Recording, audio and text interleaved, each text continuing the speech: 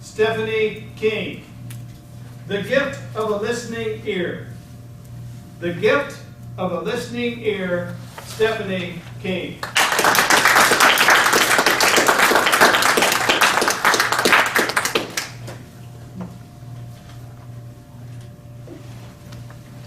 Can't you hear me? I'm screaming. Don't you know that I'm hurting? That I'm on the brink? And I don't know how much more I can take? Listen. Please.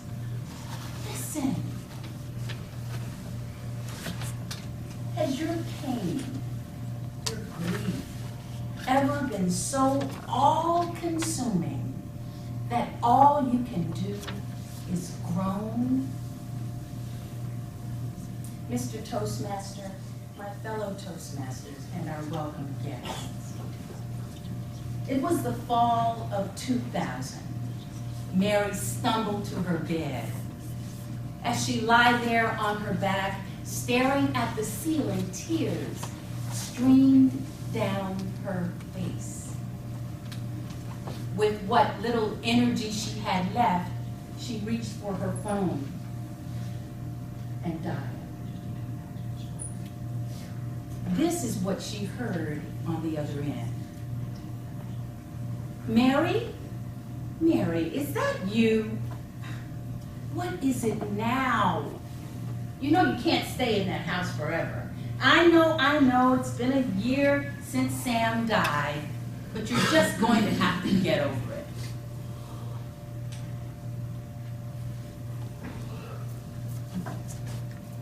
Mary cried out in silence.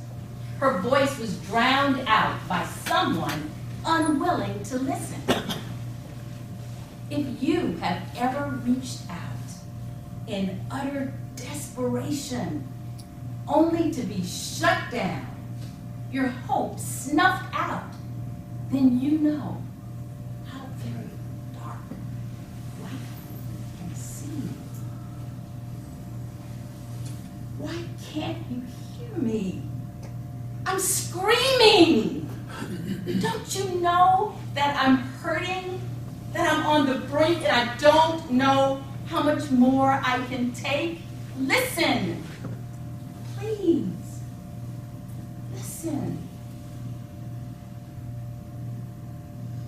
Trouble is, we're too busy to listen. We're busy with the issues of life, busy being bothered by our own broken dreams. Listen? Listening requires sacrifice. You've got to be willing to set your own needs aside, if only for a moment, to attend to the needs of another. But inasmuch as listening is a sacrifice, listening is also a gift. For someone you know who's in dire need of appreciation, attention, or acknowledgement, a listening ear can be refreshment for the soul. It can be that connection, that life-sending line that draws someone back into the light of day.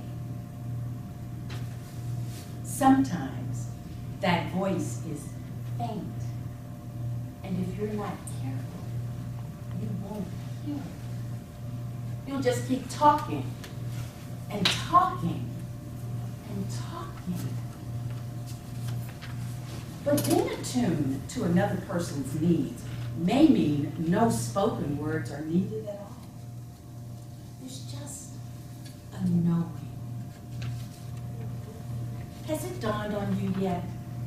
Is there someone in your life, perhaps you haven't spoken to them lately, but you know they're going through a hard time?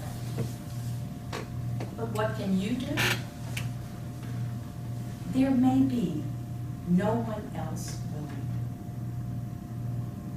Why can't you hear me? I am screaming. Don't you know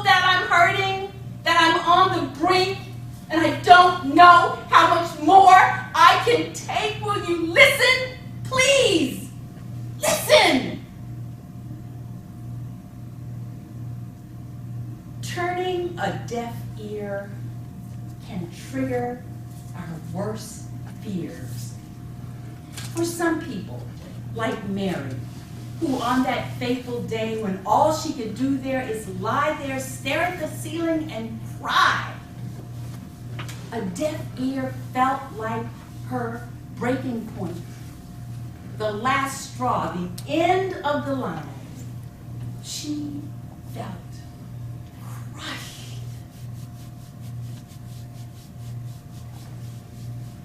I would venture to say that the most important gift that we can give someone is the gift of a listening ear. This time, Mary's phone rang. Reluctantly, she answered. This is what she heard this time.